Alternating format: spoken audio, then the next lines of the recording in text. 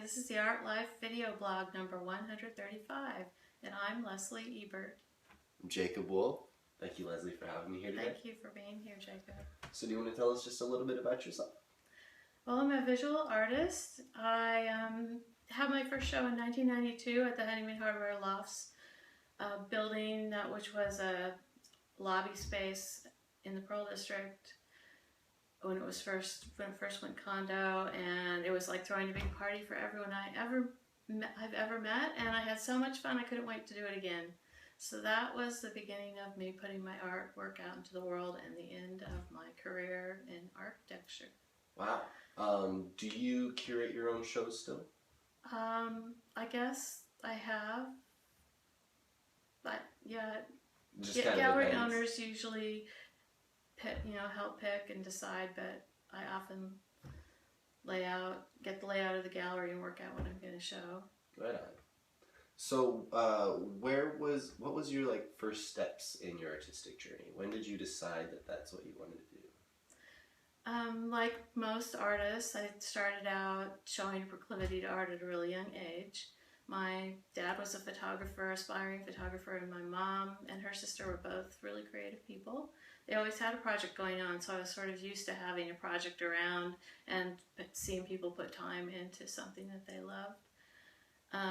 My mom took an oil painting class when I was somewhere around 4 years old, and I would get up in the morning and smear oil paints. And after I did that about 3 times, she got me my own easel brushes, and she had me painting on old barnwood and driftwood and things like that. Wow. Yeah, so that was sort of my first exposure to making art. When I was in high school, my dad bought me my first camera. I was on the yearbook committee, and they only had 2 cameras for like 12 students. So he bought me a camera for my birthday, and that's when I started taking serious pictures. Then what? What's the rest of the question? Did you prefer photography or painting at that time? I did a lot of botanical illustrations when I was in high school, just because my family, everybody had a garden, so that was easy access for something to do. And when I got into college, I took a lot of art classes, and watercolor was my preferred media. And when I got out of college, being an intern in architecture was not creative enough, so I started taking workshops at the Multnomah Art Center in watercolor. And a friend of mine said to me, "I can tell that you really love the paper. Have you ever thought about taking a paper making class?"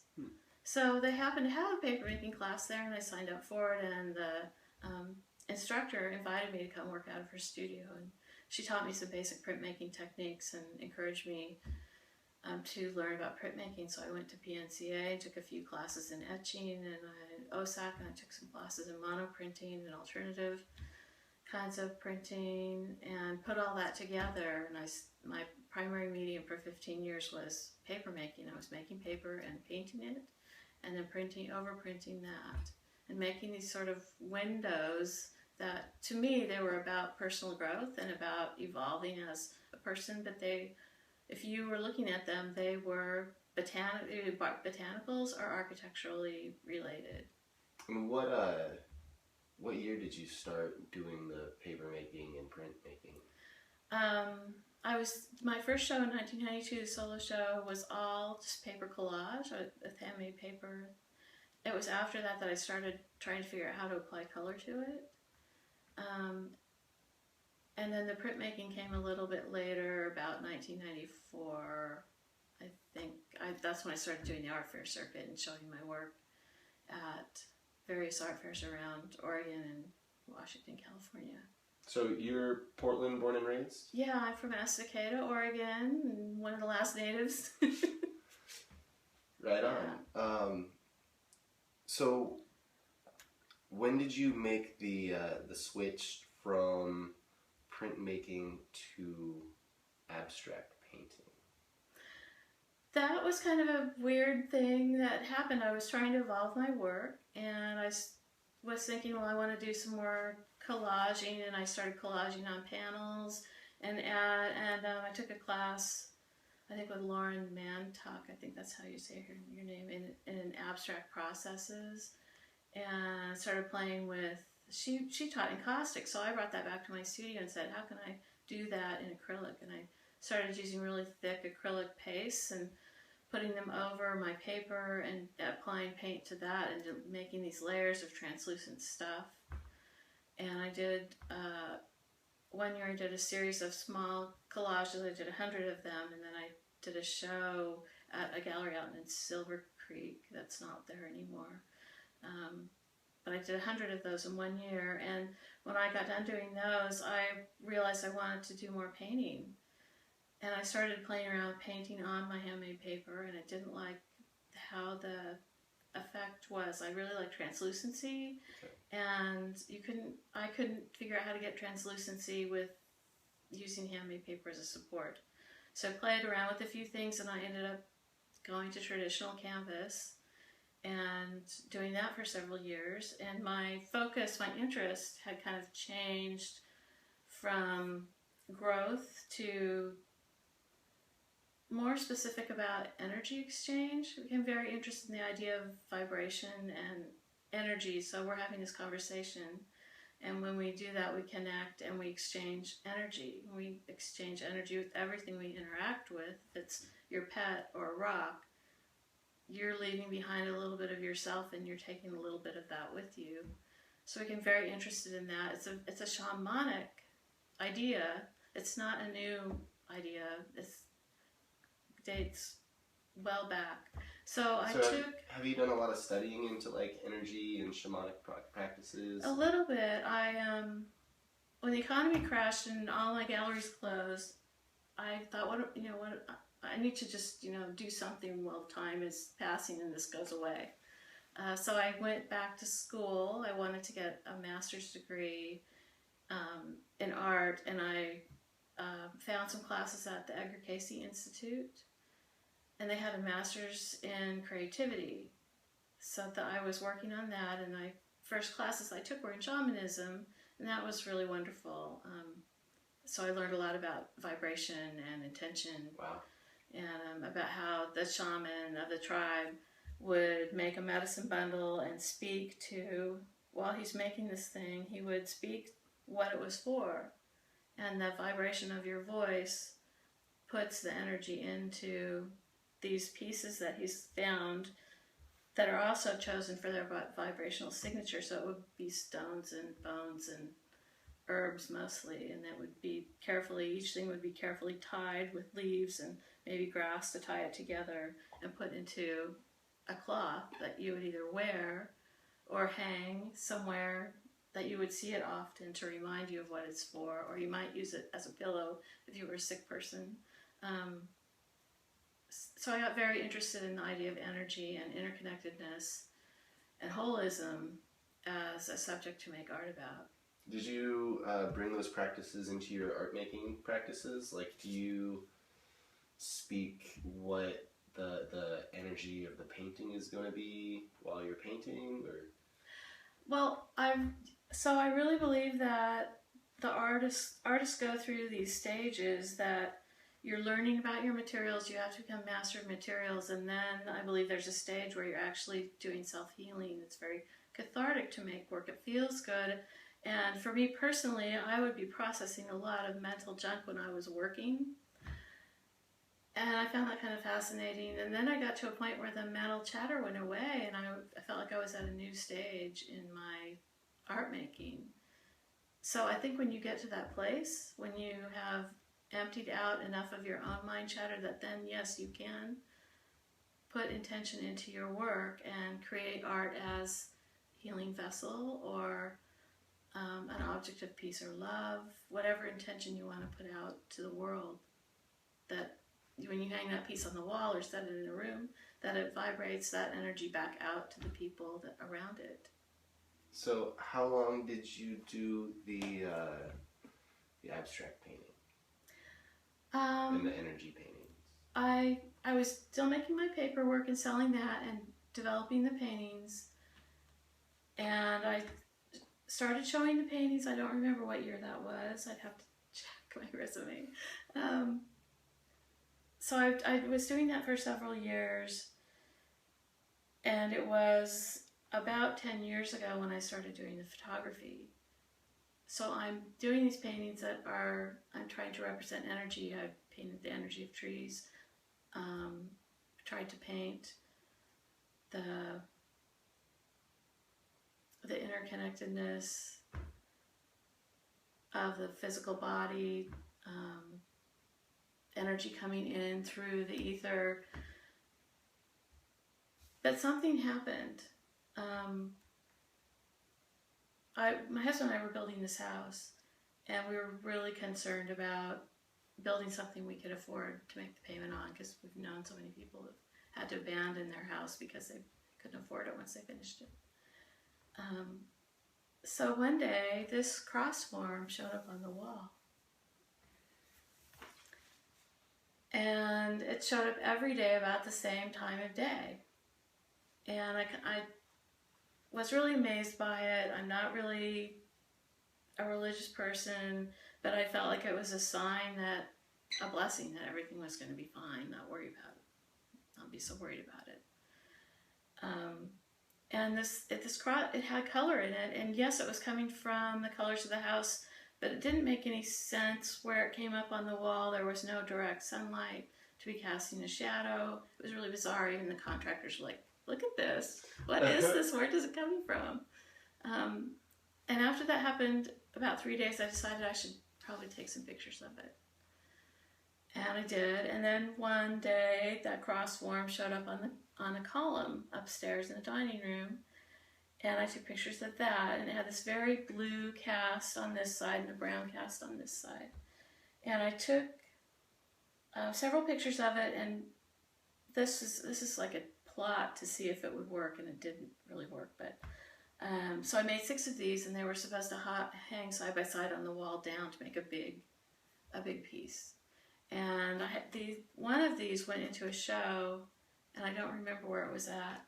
It didn't sell, and I sold it at the Cascade AIDS auction, but I had it printed on canvas. And I didn't really like the look of the canvas. It sort of flattened the imagery too much. The imagery is very luminous. It's glowing, and the canvas really didn't capture that at all. These pieces here are some of the first pieces I printed on canvas. And I lost my train of thought. So these were your first abstract photos? Yeah. And it just kind of inspired you, sparked an idea to continue in the abstract photography? Yes, the more I did it, the more complex it got. And at one point, in the beginning, they were these were very unusual. Most of the photographs were 1 or 2 colors, making a field and coming together in a gradient and just, being beautiful as a gradient. And I kept taking them as compositional studies for painting. But my paintings I was never able to capture the luminescence and that subtle gradation of the transparent colors. But the photography kept evolving. And one day I was taking photographs, and I just got this little muse in my head that said, look closer. And I turned the macro lens on my camera, and I found these marks, which some people are going to say they're lens flares, and other people are going to maybe call them orbs. After photographing a lot of them, I see them as discs, and that brings me around to science. If you photograph them on edge, they make a box. Like that piece over there has a disc and a box. Mm-hmm. So I started reading about physics and membrane theory, where there's this idea that our whole universe exists on a flat. Like that analogy of a slice of bread is often used. Okay. Or a shower curtain. And then there's a parallel reality that's laying on top of that, and on top of that. And you can jump from one reality to the other somehow, maybe through wormholes.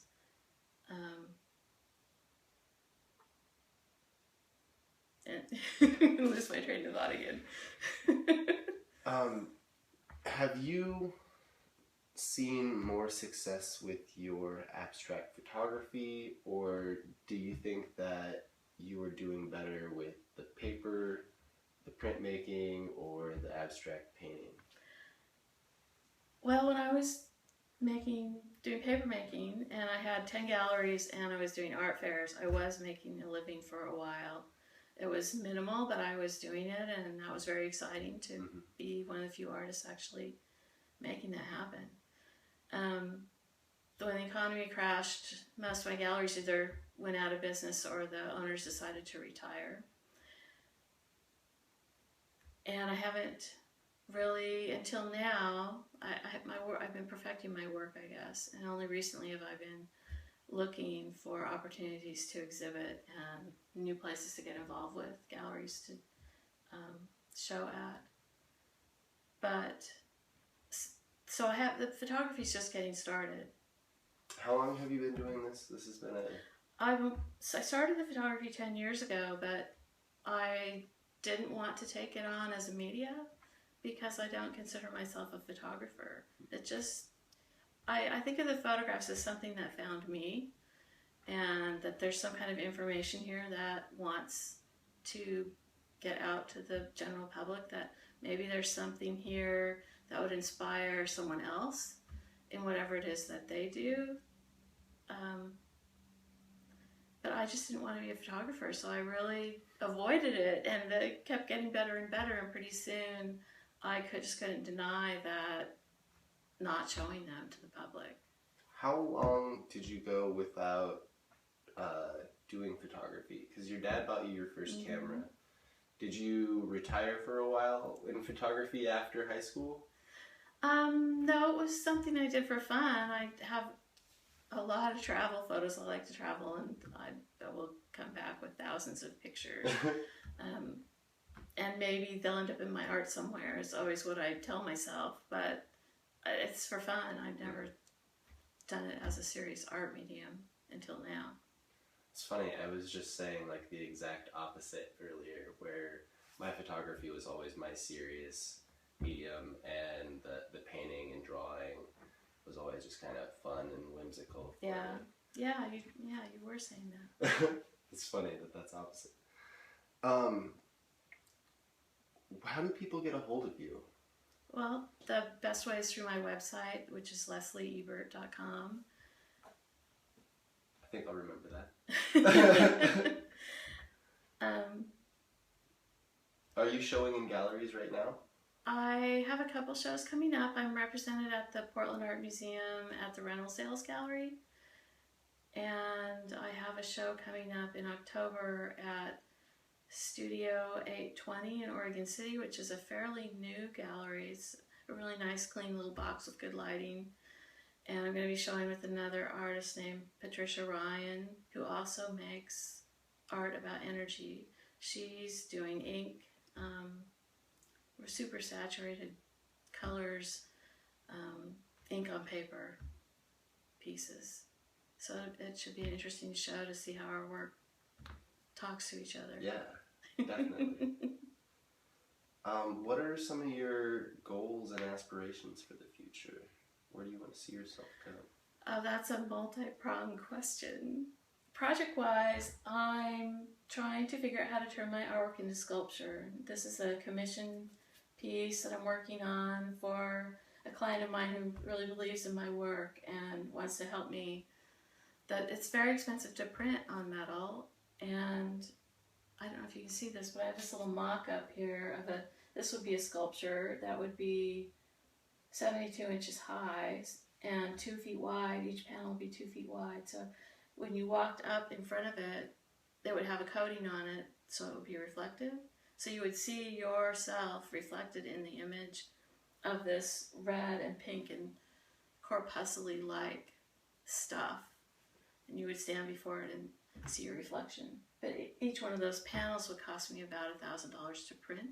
So I have these ideas. I have an idea for a fountain, and I'd like to get into doing some public work.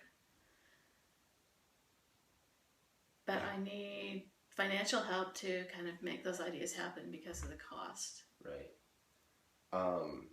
do you see yourself getting like grants?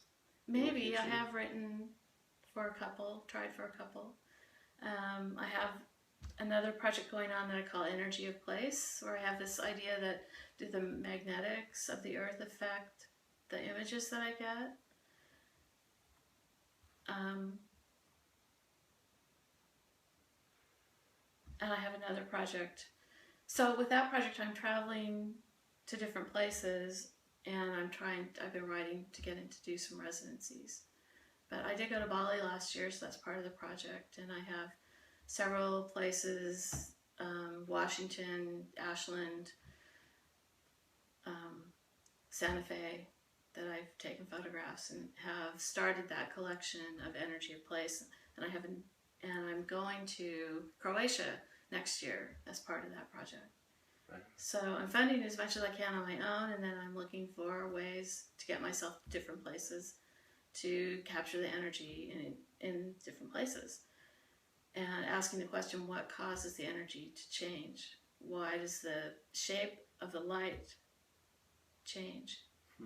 I don't know if you can see the work on the table, but the shapes that I pick up are really quite different each time I shoot. Yeah. One time it'll look like a sky, and the next time it'll look like something out of a sci-fi movie. It's just really... Are any of these from different places that you've been right now? I believe all of these were taken here in the house somewhere. So there's even that big of a variance when you're not traveling. Yeah. This one was taken outside in the garden. I can't always remember where they're... I always take a picture of what it was when I do it, but then I don't remember, so I've taken so many images. Yeah. I think the last thing that I wanted to talk about was I throw a gallery. I curate a gallery for all of the artists that I interview. The next one coming up is on the 28th of this month, and you're welcome to come check it out. There's going to be free booze and food and live music, and we paint on the walls, and it's pretty crazy. It's fun. Sounds fun. Can I bring friends? Yeah, please do. I've got flyers if you want some. Yeah. And then next month, I believe the 25th is the fourth Friday of the month. So September 25th would be the show that you're invited to come. Okay. Actually show your work, and if you're at all interested. Yeah. I may have a conflict. I'm setting a show up. I'm having a retrospective show at a little place, an alternative space called Museum Contempo outside of Olympia, and I might be up there delivering work. If it doesn't work in September, we can always plan for it in the future. Also, another thing that I didn't mention about the gallery is we do a raffle. And it's not a requirement or anything, but I ask all of the artists if there's something small that they wouldn't mind donating. Yeah. And then any of the guests that come in and donate $5 or more towards the Art Life video blog and the 4th F and Friday gallery, they get a raffle ticket. And then at the end of the night, we raffle off a ton of art from a ton of artists, and people get so excited it's so much fun to see, like, people's faces light up when they're like, did I really win this? So do they get to pick what they win, or do you pull the pieces out and say, okay, we're pulling for this one? So I would have, like, all of the art set up, and I'm like, all right, which piece are we going to raffle off? And then people are like, I want to raffle that one off. So I pick it up and I say, all right, this is what we're raffling off. Who wants to choose the ticket? And then that's kind of how they go. Yeah. Well, I thought I would give you this little teal piece here at the bottom. Yeah. I had that printed up as a sample to see what that framing would be. I wanted to know if I could use that as a freestanding piece. And so I found that out, and yeah, you can have that one. Thank you. I appreciate that. I like it a lot, too. I guess, do you have any last comments, questions, or concerns? I'm only interested in your project and if you're going to continue to do this. And thank you for adding this to Portland's art community. It's Thank really you so great much thing. for meeting me here today, or letting me meet you here today. You're welcome. It's been a real pleasure. Thanks for tuning in, everybody. This is the Art Life video blog, day 135, and I think I've got an interview tomorrow, so I'll see you tomorrow. Bye, everybody.